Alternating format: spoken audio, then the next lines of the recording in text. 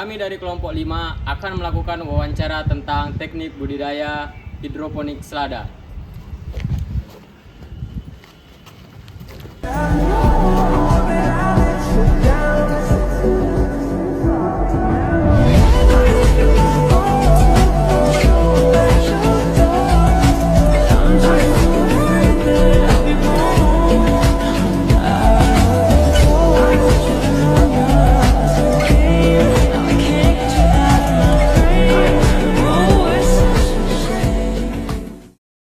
Seperti yang kita tahu ya, hidroponik selada. Saya mau nanya itu kan, sistem hidroponik yang digunakan ini namanya apa? Ya, kalau untuk di sini yang kita pakai itu NFT. Kalau NFT biasa digunakan untuk skala industri ya. Biasanya kalau untuk sudah untuk dikomersialisasi biasa pakai NFT. Jadi kalau di NFT sendiri lebih bisa kita maksimalkan di daerah terbatas gitu.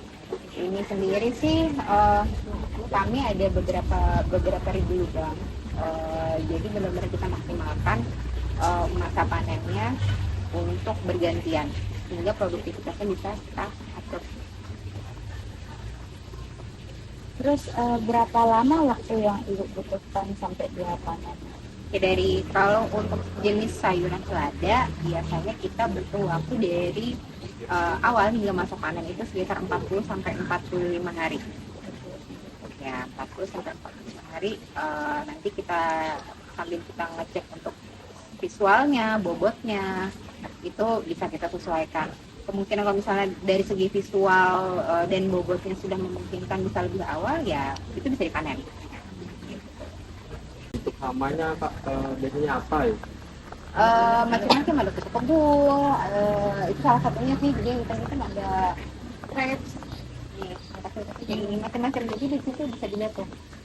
Belalang ada, tapi nggak terlalu ini ya, kayak kutu kebul itu lumayan ngefek sih ke daun karena dia bisa nyisip sampai ke dalam-dalam. Kayaknya memang nggak harus dia paling pakai insek.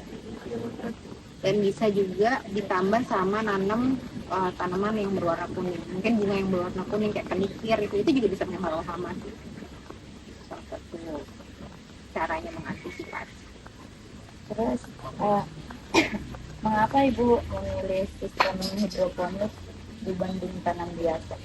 Karena kalau kebetulan karena kebun juga di tengah kota dan memang lahannya terbatas, mau tidak mau kita harus maksimalisasi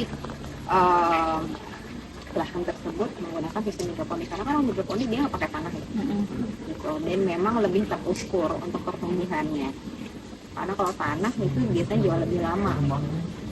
Dan memang kita susah ngukur untuk pertumbuhannya itu nanti secara visualnya, rasanya. Kalau hidroponik memang jadi lebih praktis karena kan kita nggak perlu nyiram tiap hari ya.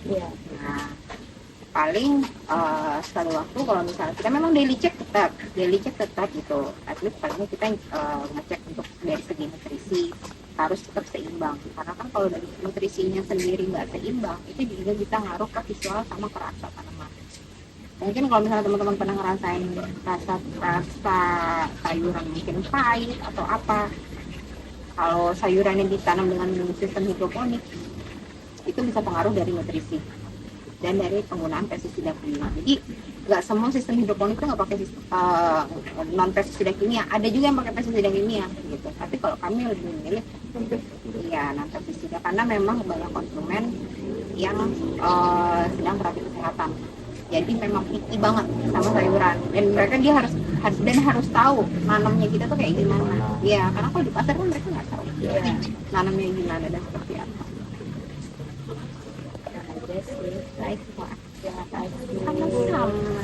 Mungkin sampai di sini penjelasan kami tentang teknik budidaya hidroponik selada. Sekian, wassalamualaikum warahmatullahi wabarakatuh. Dadah.